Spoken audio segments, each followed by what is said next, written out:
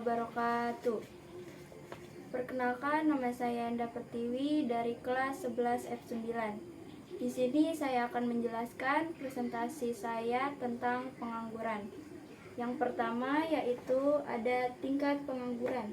Pengangguran adalah orang yang tidak mempunyai pekerjaan, sedang mencari pekerjaan, atau sedang mempersiapkan suatu usaha baru.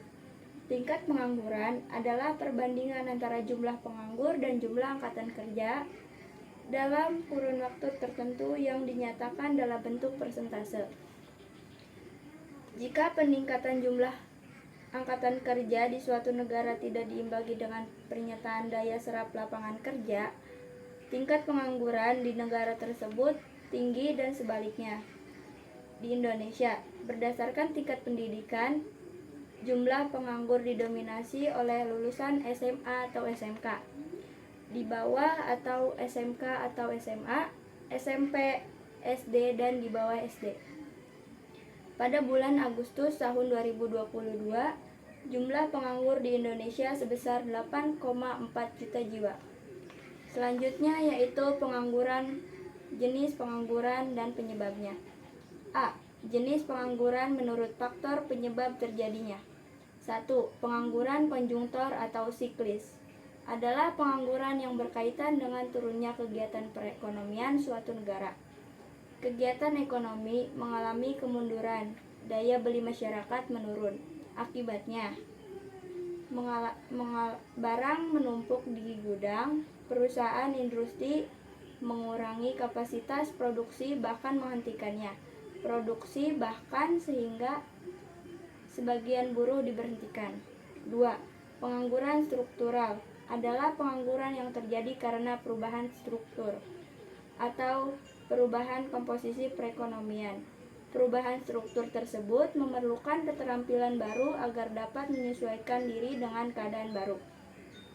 Pengangguran struktural menyesuaikan diri dengan keadaan baru dapat juga terjadi karena penggunaan alat yang makin canggih. 3. Pengangguran friksional adalah pengangguran yang terjadi karena kesulitan temporer dalam mempertemukan pemberi kerja dan pelamar kerja.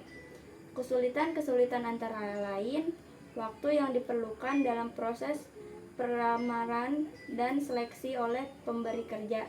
Pengangguran fiksional juga terjadi karena faktor jarak dan kurangnya informasi. 4.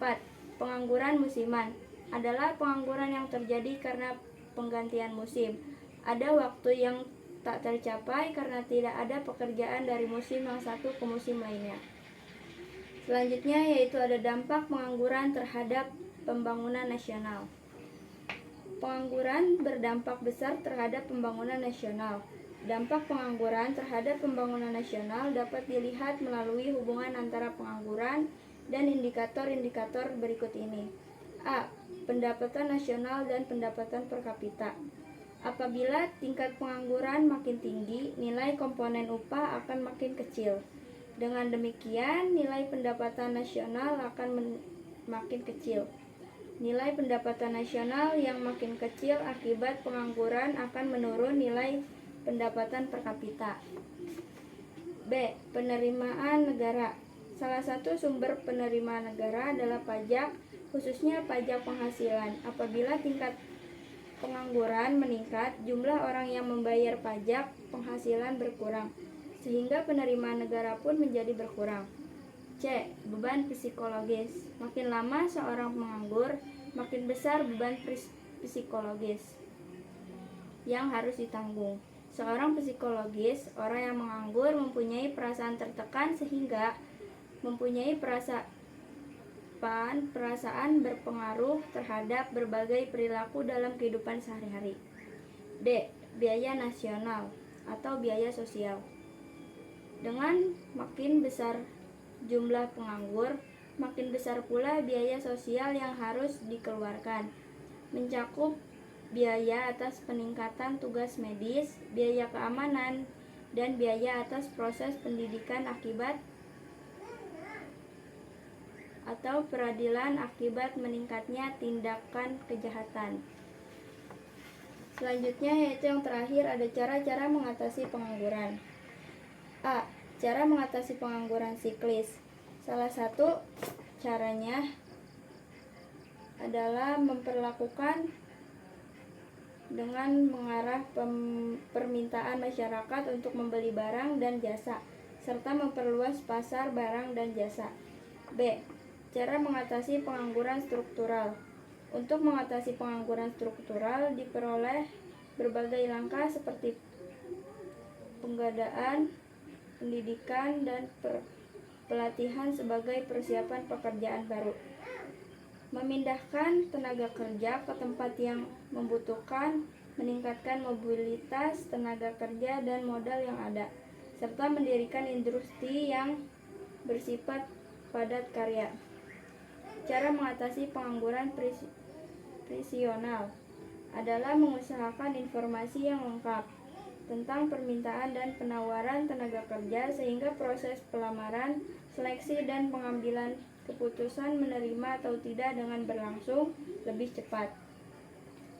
Cara lainnya adalah menyusun rencana penggunaan tenaga kerja sebaik mungkin.